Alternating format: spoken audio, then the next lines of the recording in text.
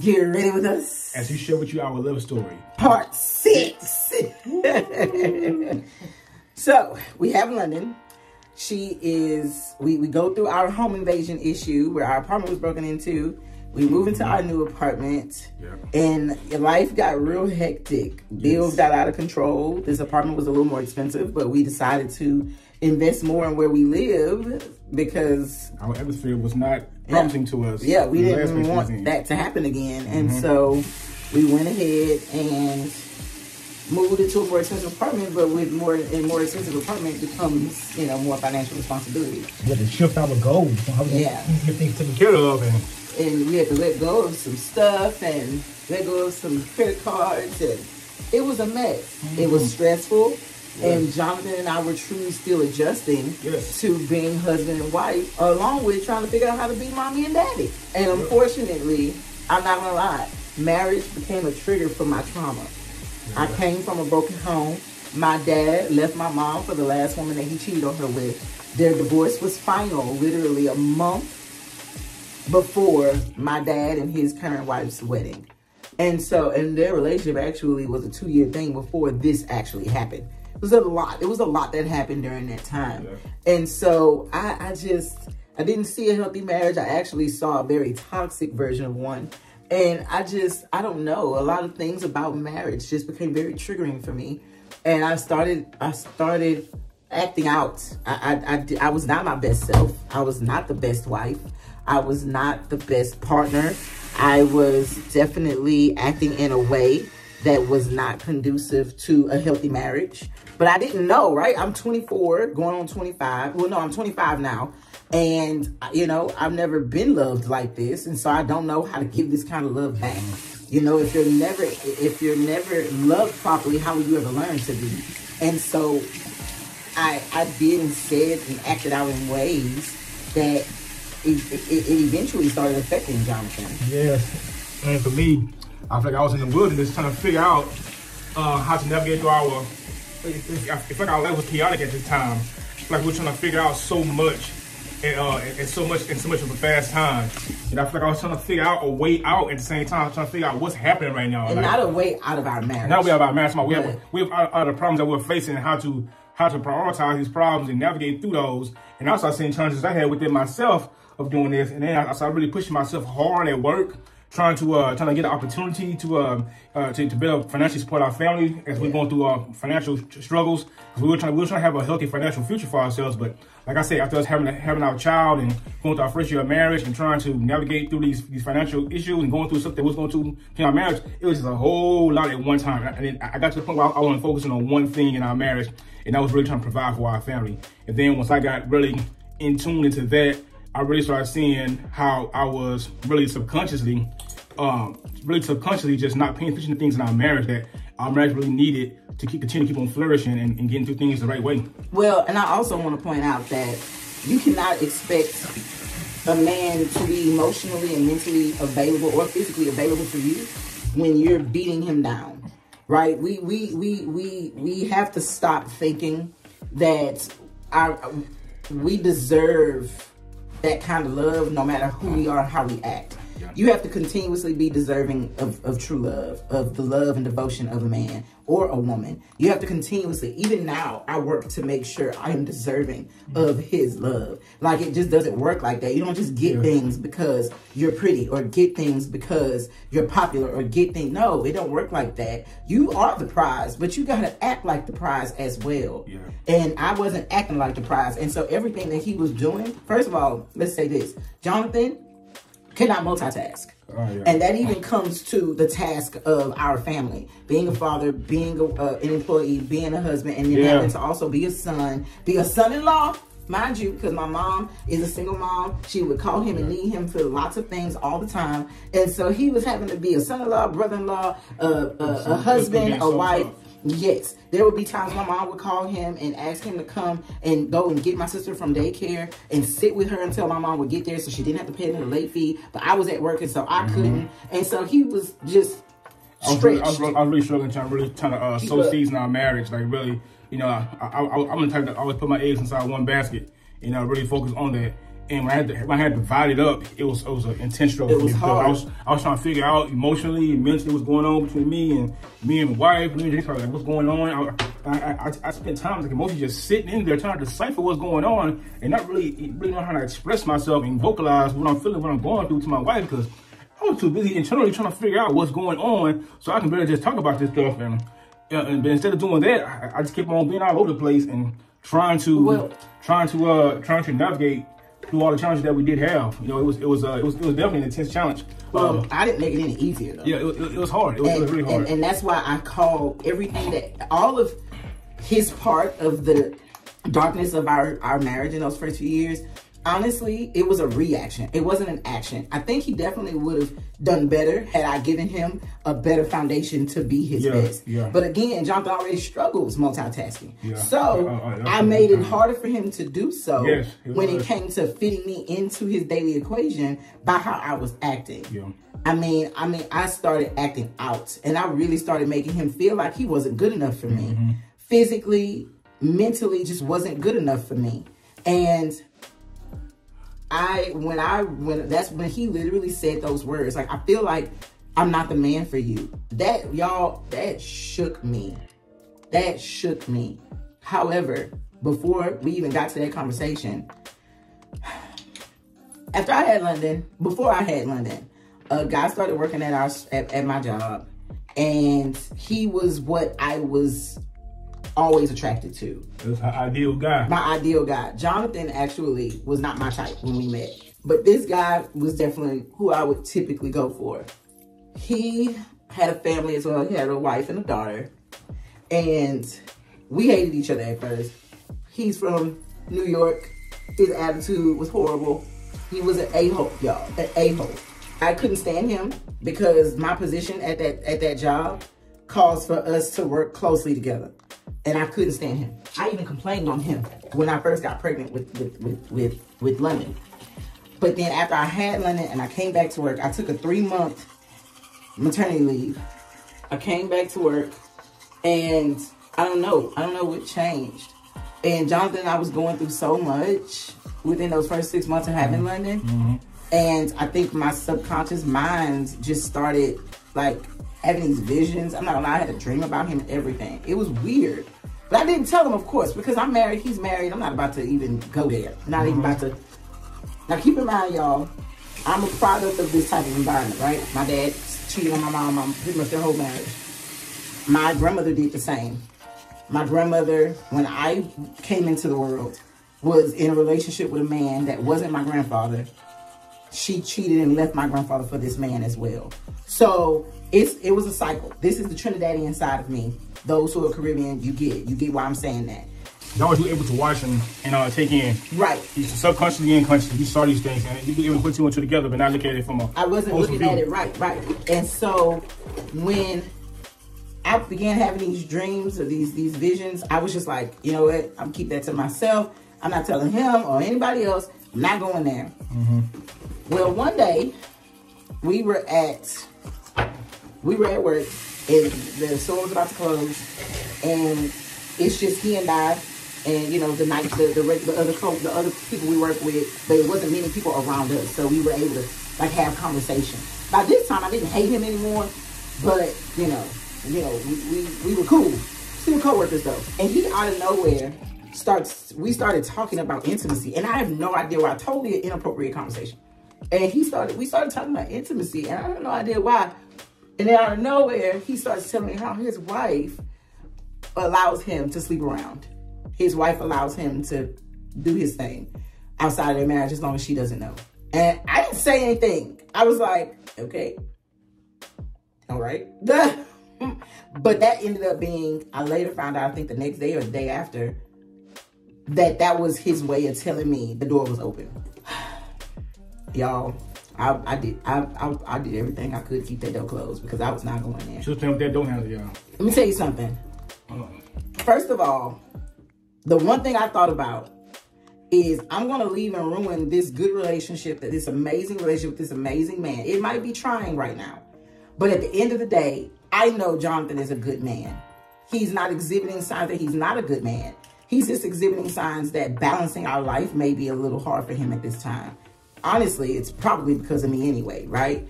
And so why would I hurt this good person by messing around with this person who is doing all these things, sleeping with whoever he's attracted to? This person not gonna replace my husband. So I'm gonna lose my husband, lose my dignity, lose my family, and lose everything and be left alone because this person more than likely is not leaving his family for me. Like it just did not make sense. Risking it all, but not I was risking it all and for nothing. Like it just didn't seem worth it to me.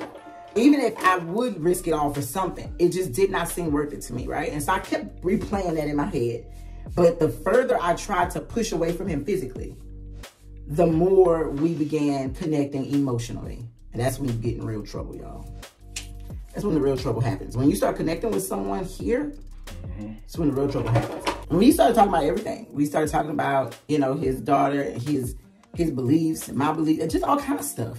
And sometimes we would be at work and would talk for hours, right? When things were slow and we were about to close, and it started getting too close. And so I started talking to Jonathan, and I was like, hey, you know, these are the things I need. And I'm telling you, you're not the only one willing to give it to me. That was my way of telling him, listen, this is happening over here.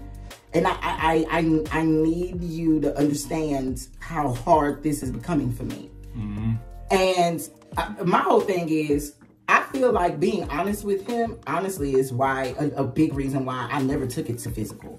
I never slept with this person because I already knew he kind of knew. And so I knew that if I slept with him, I was going to come home acting weird. And he was going to know right away that this is happening because I was so open with him about what was going on. Right. It definitely saved me.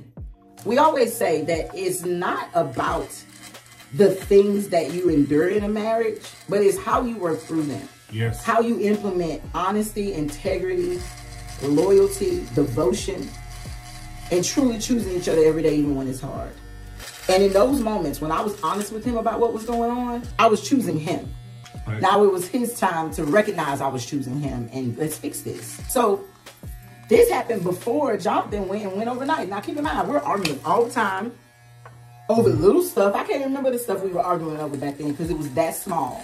Arguing all the time. More so me arguing with him, me fighting with him. Well, you already know my mindset. Like, honestly, Jonathan is not an argumentative, combative person. So it was really me arguing with myself. But at this point, we were going back and forth all the time. He was questioning if he was the one for me. I remember one time I told him, name 5 reasons why you love me. I couldn't. And he couldn't.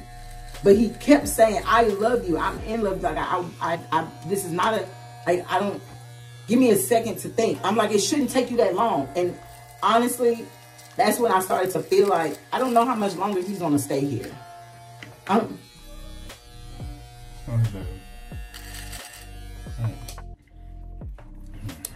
Who, y'all? I don't know how much longer he's going to tolerate my crap.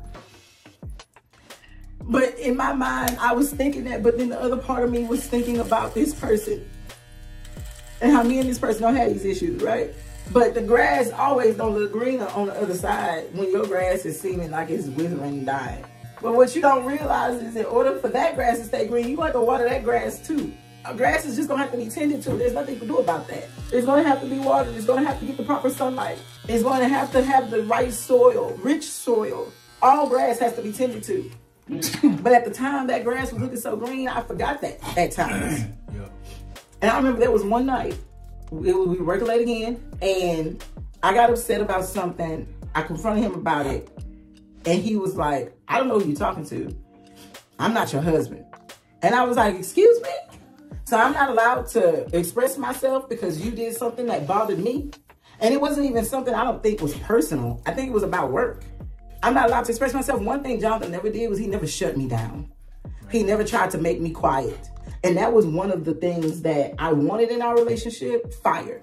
I felt like him being against me, him making me work hard for our love was sexy. Right. It was that trauma bond to that pain I felt like love was. It's a true trauma bond. I genuinely felt like love meant pain. And it took me years to finally get out of that mindset, even though I really didn't want to be there anymore. My heart didn't want to be there, but my mind just kept going to that place. And when he said that, that was the moment that I knew that even if we were to both leave our spouses and be with each other, that grass over there where he at is not grass I want to be tending to. The love that I have in Jonathan was gentle, always has been. Soft, compassionate, understanding, patient, kind, loving, out of concern. Corinthians, y'all. That mess he was trying to give me, no, sir, you're not going to beat your chest at me. I've had a man like that in my life, my whole life. My dad literally, when he said that, I could see my father. And I was like, yep, nope, But at the time, so Jonathan ended up going overnight. He said he needed to do this for his family. He was finally going to get his promotion. But I begged him not to, y'all. She definitely begged me not to. Yeah, I was really trying to fix problems that we had in our marriage. From that standpoint, we really faced a lot of challenges in our marriage, and I'm trying to really create a landscape for our marriage. I gotta do this, and I feel like me wanting to do that was the right choice, but I feel like the way I went about it was the wrong way of going about it. I didn't go about letting Janice know what we're heading to, and that this one's gonna be a season of going through some things to get to a better place. And I feel like I didn't take her on this boat with me, so we could be in this boat together, feeling the treads, instead of letting her feel the treads in the boat on her own, and I feel the treads in the boat on my own. We wasn't on the same boat, and I feel like I didn't help share that same emotion and what we was going through. So that in itself, well, for me, I know I was making the right choice for the family, but I didn't make the right choice in how I was navigating through my marriage, like with my wife, and going through those parts of it. But the time that we had together was completely horrible. Like I was working overnight, was passing from 5 p.m. to like 11 a.m. in the morning. I'm talking about we going like this to each other, going like this every day. Two ships, and we had time spent together on Friday and Saturday. But I'm talking about on Friday, I was dead. Friday, I was dead. I was fighting to stay up. My body was shaking and trembling, trying to stay up and be with my family. My daughter didn't really know who I was. She wasn't even coming to me anymore. But just minute by minute, I was like losing my presence in my marriage, in my presence, and me being my fatherhood to my daughter. Like I was losing everything at this point because I was really trying to change the landscape of my problems. And me being focused on that made me lose a lot of focus on a whole lot of other things that was going on, and not really tend to my wife what she needed to be tended to, which was telling me about her concerns about what we were going through. Despite whether she was right or wrong, it was happening. You know what I'm saying? We had this problem, right? You know what I mean? How I put myself forth into this problem, and subconsciously, I feel like she was just, hey, look, we're going through a lot right now. We gotta just bite that bullet and just fight through this. But subconsciously, that's what I was thinking. But consciously, it wasn't happening that way at all. So at that point, I started recognizing things that I was doing wrong, but I wasn't rectifying them in the best mental and emotional way for this to get what I'm going through, or get what we're going through, and why we are going through this. Once you know the why to it, you kind of connect your actions to why we need to go ahead and just commit to this. What's going on in our marriage right now? You know, at that point, I feel like I didn't do a good job of doing that.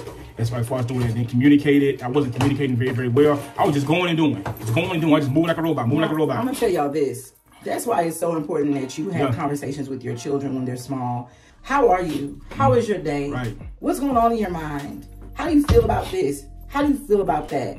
Jonathan, they didn't really have those kind of conversations. We didn't have those kind of conversations. So we were just going in. As an adult, he didn't know how to express, this is how I'm feeling. I had to show him that. Yeah, I was watching my parents be role players the whole time. They knew their position. Play a role and they played a role and moved on. And that part of it, subconsciously, I was thinking that we was doing the same thing. Hey, she knew what's going on, moving through this. But that was not the case. It was like almost like I didn't sit down and talk to my wife about, look, we're about to go through this garden together, we're about to go through this big, huge maze, we're about to get some stunts, we're about to go through a lot of things. The preparation of what we was going through was not there at all. Like setting the tone for what our marriage is going to go through and commitment that needs to be taken to get to there. I didn't give her a chance to process that. I didn't give her a chance to process that at all. Neither did I. I didn't give myself a process. I was an animal instinct mind, and as you know, the carnal mind is not subject to the law of God. And I felt like I was attacking these problems from a physical standpoint, just trying to go out there and be Superman. But being Superman was not then enough physically. Being Superman was not being enough. I needed to be Superman mentally and spiritually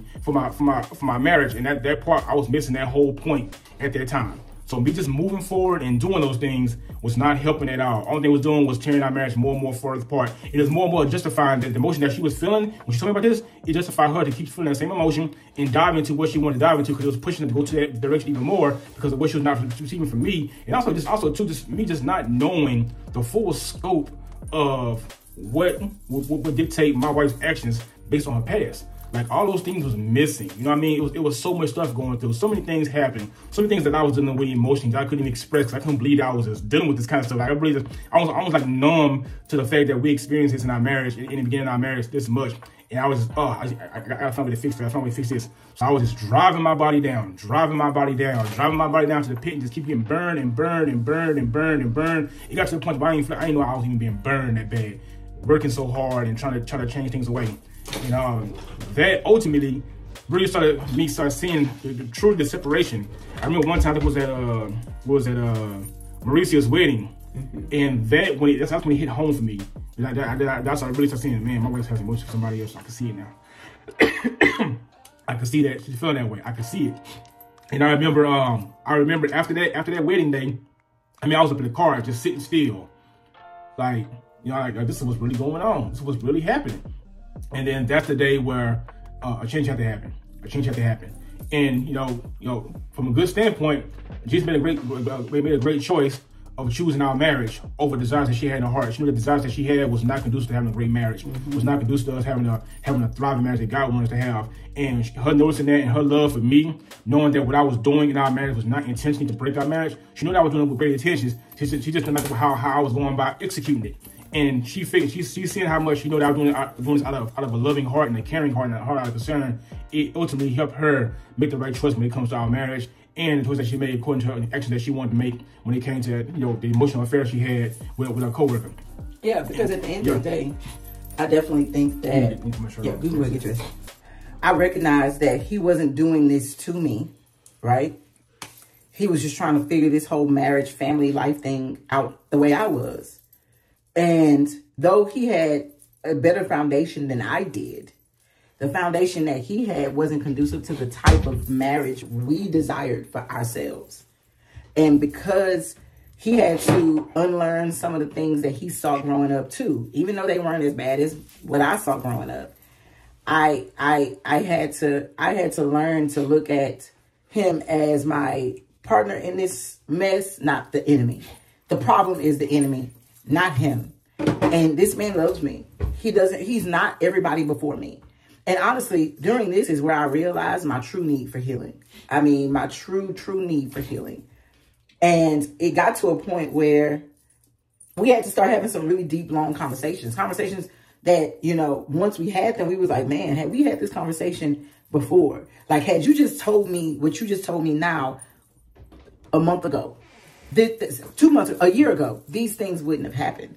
And so we had to start having, that's how our relationship started. Our relationship started having deep conversations. We would talk until 3 or something in the morning sometimes because we cared about each other. We knew we wanted to be with each other, and we just continuously talked about how we feel, where we are, and how we see things moving forward all the time. And so we realized then that marriage wasn't a continuation of our relationship before it.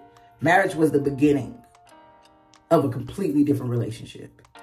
And we had to literally let go of everything we were prior to learn how to be what we need to be and who we need to be for this marriage. And so it took a lot of conversation. It took a lot of prayer. One thing we never stopped doing is going to God. I remember one of our very last huge, ugly, nasty arguments. We were headed towards church. Everybody was ready to go.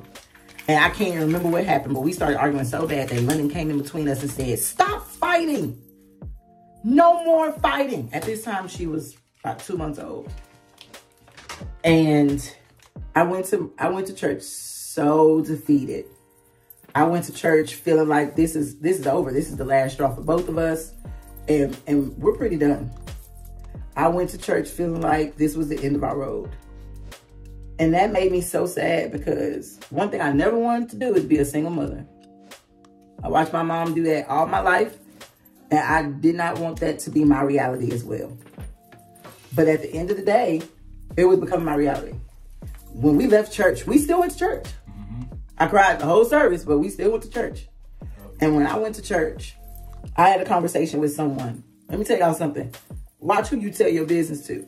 Watch who you talk about your marriage to. Because not everybody is going to give you the godly advice that you need. Not everybody is going to be for your union the way they should be. watch who you talk about your marriage to. I had a conversation with somebody after church that I felt like was a friend. And I felt like, you know, she was for me and Jonathan making this work. Y'all, I left that conversation feeling like I made the biggest mistake confiding in her. She basically told me, well, if you're that unhappy, then, you know, you got to do what you got to do. Really? That's the advice you give me? If I'm that unhappy, I got to do what I got to do? That's the advice you give me? And you want to know something crazy, y'all, is she knows Jonathan very well. We actually became friends in college, and we stopped, you know, we didn't really know each other in college, and then we met up later in life, some years later, right before both of us got married. We got married the exact same year. And so I was very confused. What do you mean if I'm unhappy? That's your solution? And you want to know something crazy? Now that I'm thinking about it, I know why we had that argument. It was because I was just tired of feeling alone in this marriage. He was working overnight and I was going crazy. I felt like I never got to see him. And when I did, I felt guilty for making him spend time with me when he really needed to be asleep. And it was such a tug of war. And I truly felt so much guilt during that time. And so I knew this all wasn't his fault necessarily. I mean, the man is out there trying to work for his family. But my irrationally thinking mind, because I'm an irrational thinker, y'all. I'm not gonna lie. I'm not the rational thinker in this house. It's Jonathan. I'm not the logical thinker in this house. It's Jonathan. I think with my emotions. And instead of her saying, girl, you tripping. This man is out here trying to work and provide for his family. And you are complaining instead of loving him through this season till y'all get to the next. Stop it. Don't do that. Stop it. Like, she didn't do that for me. She didn't do that for me. She told me to go ahead and leave. About 2 weeks later, Jonathan and I went to the doctor because we've been trying to get pregnant for 1.5 years and it wasn't working. We went to the doctor and we got a procedure done to make sure my body was okay. At this time, again, our marriage was up in arms. It was up in the air. But honestly, I think deep down, we both knew we weren't going nowhere. So we continued with plans to grow our family. I wasn't going nowhere. What'd you say? I wasn't going nowhere. So we continued with plans to grow our family. And 2 weeks after that procedure, I found out I was pregnant. So the procedure pushed me into ovulation and I got pregnant. And honestly, Autumn was the healer in our marriage. Getting pregnant with Autumn put us in a place of understanding each other, appreciating each other. Because I ended up actually losing my job 5 months after. And that's when he stopped working overnights and he went to days. So he could support me better through what I was going through. But that is a time for another day. Yes, y'all. Stay tuned for part 7. Stay tuned for part 7, y'all. Stay tuned for part 7. Where we talk about how I lost my job, why I lost my job, and how I coped with that, how we coped with that, and how he ended up losing his a year later. Yes. Oh my God. I just want to say one thing. So I just want to leave out for prayer, family. I want to say this. Dear Heavenly Father, for all of you who's watching this, if your marriage is in a challenge and you're facing challenges, I ask you to give them the daily bread and the knowledge that they need, and hopefully this video they watch help them make decisions and navigate through the wilderness in their marriage to get to the sunlight that God you provided for them, to get from under that shade and get to the sunlight and see the light and see the beauty and the covenant in your union to bring you closer together and not further apart from each other, Lord. So Lord, I ask you to give them what they need to help save their marriage, to get them in a great space, and that this testimony lights up their soul and makes them feel that they're not alone, that they can get through this together, they can triumph through this together, they can be victorious together. Yes. Because the Lord said marriage is a good thing, it's a beautiful thing, and He blessed the marriage. So if it's blessed, it can't be a miss. It's going to be everything that God says is going to be in abundance. Yes. So please place a bubble protection around that viewer that's watching right now, that individual that's watching right now. Place a bubble protection around them in their union, and protecting and flourishing in Jesus' name. Amen. Amen. It's all about choosing each other. That's it. You have to choose each other, even when it's hard, even when you don't want to, because you may not want to in this moment, but tomorrow you will. Yep. Don't let what's happening in this moment dictate your tomorrow. Don't fall too deep in love with your emotions. They will break your heart. This is just a moment. Yes. This is just a season. Y'all's next season may come with new trials. But it could come with so much light because you made it through this season. Yes. At the end of the day, if you married someone that you know that there were no signs that this person wasn't meant for you. There were no signs that this person was not who God sent for you. Hold on tight to that. Yes. Because marriage, no matter how good two people are, is never meant to be perfect. Yes. Marriage, no matter how good two people are, will go without flaws. Will go without moments of despair. Will go without moments of pain. Mm-hmm. At the end of the day, when you wait for who God has for you, that's you basically setting your future up for success, even when the darkness attempts to drown out that success. That's why it is so important to wait for who God has for you. One of the realizations Jonathan and I had through all of this was that we were meant for each other. We needed to start acting like it. Yes. Amen. That's it. We were meant for each other. We just needed to stop allowing what we were going through to shadow that. Yes, no problem cannot break us. It's just the problem itself. So, yes. We love you. Yes. We appreciate you. We definitely hope this video was definitely helpful and resourceful for you in your marriage. Always let us know any questions you have in the comments. If you'd like for us to elaborate on anything else, anything you heard. If you have any questions for us with your own union, we'll do another video answering those questions. Amen. We love you guys. We love you. See you at part 7. Part 7.